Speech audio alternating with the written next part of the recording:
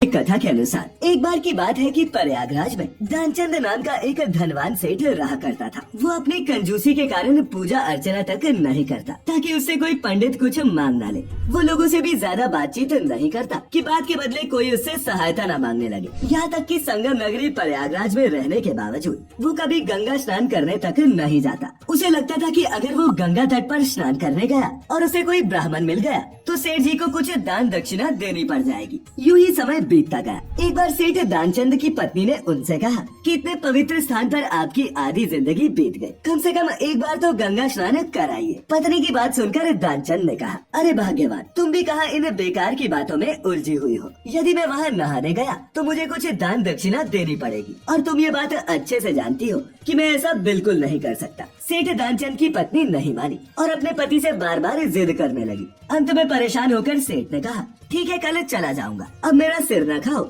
और जाकर अपना काम करो। अगले दिन सबकी नजर से बचते हुए सेठ दानचंद गंगा में स्नान के लिए शमशान घाट जा पहुंचा। उसने सोचा कि यहाँ तो मैं अकेले ही नहा लूंगा और किसी को मालूम भी नहीं चलेगा। अब मित्रों, सेठ की कंजूसी की पराकाष्ठा तो देखिए। वो शमशान घाट स्नान करने के लिए इसलिए गया क्योंकि वहाँ सिर्फ अर्थी को जलाने वाले लोग ही आते थे, बाकी समय वहाँ कोई भी आता जाता नहीं था। इस तरह सबकी नजरों से बचते बचाते वो गंगा में नहाने लगा। लेकिन बैकुंठ में बैठे प्रभु नारायण ये सब देख रहे थे। उन्होंने सेठ की परीक्षा लेने की ठानी और इसके लिए वो एक पंडित का रूप लेकर गंगा घाट पर जा पहुँचे। वो व्यक्ति अभी नहाकर निकल भी नहीं पाया था कि भगवान हरि पंडित के रूप में उसके सामने आए और बोले, यजमान की जय हो, लाइए कुछ दान दक्षिणा तो देते जाइए। पंडित की बात सुनकर सेठ ने कहा कि मैं तुम लोगों के कारण ही यहाँ आया था और तुमने मुझे यहाँ भी देख लिया। पंडित रूपी भगवान हरि मुस्कुराकर बोले, मैं तो संतोषी ब्राह्मण हूँ और यहीं पर रहता हूँ। यहाँ जो भी मनुष्य आता है वो एक साल के अनुसार मुझे दान देकर जाता है। पंडित की ये बातें सुनकर दानचंद के तो पैरों तले जमीन ही खिसक गई। वो बोला, अरे मैं तो तुम्हें एक दिन का दान भी न दूं।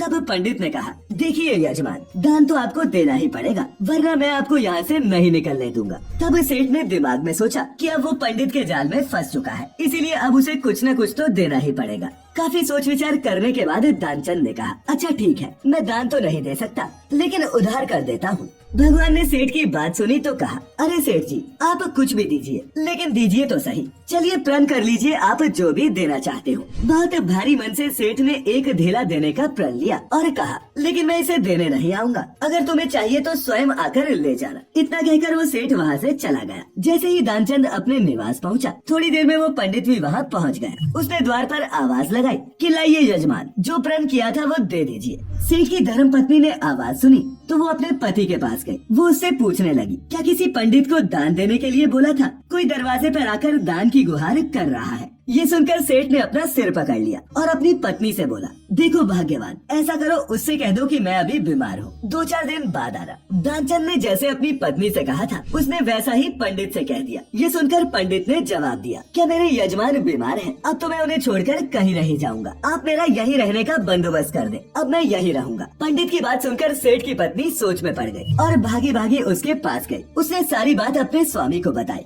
पत्नी की बात सुनकर दानचंद बोला, कितना जिद्दी पंडित है, ये तो मेरा पीछा ही नहीं छोड़ रहा। सुनो भाग्यवान, जाकर उससे कह दो कि मेरी मृत्यु हो गई। सेठ दानचंद की पत्नी ने ये संदेश भी पंडित तक पहुंचा दिया। तब पंडित ने कहा, ये तो बहुत बुरा हुआ, अब आप अकेले दाह संस्कार कैसे करेंगी? आप चिंता न करो, मैं अभी सबको खबर देता हूँ और यजमान के अंतिम संस्कार की तैयारी करता हूँ। थोड़ी ही देर में सेठ के घर के बाहर भीड़ इकट्ठा हो गई। सभी ने मिलकर दानचंद को अर्थी पर लेटाया और शमशान घाट ले जाने लगे। उधर चालाक सेठ अपनी सांस को रोककर चुपचाप लेटा हुआ था। उसकी पत्नी सबको समझाती रही कि वो मरा नहीं, अभी जिंदा है, लेकिन सबने सोचा कि पति के गम में बेचारी का दिमागी संतुलन हिल गया है। जिसके बाद सभी सेठ को लेकर शमशान घाट पहुँच गए। वह सभी लोग उसे मुखाग्नि देने ही वाले थे कि तभी पंडित ने रोक दिया और कहा, मैं अभी इसके कान में कुछ ऐसा कहूँगा जिससे ये जिंदा हो जाएगा। और मित्रों, यही वो क्षण था जब भगवान हरि अपने मन में सोचने लगे कि कितना लालची, लोभी व कंजूस व्यक्ति है ये दानचंद, जो अपने प्राण तो त्याग कर सकता है लेकिन दान नहीं कर सकता। इससे तो मैं भी पराजित हो गया।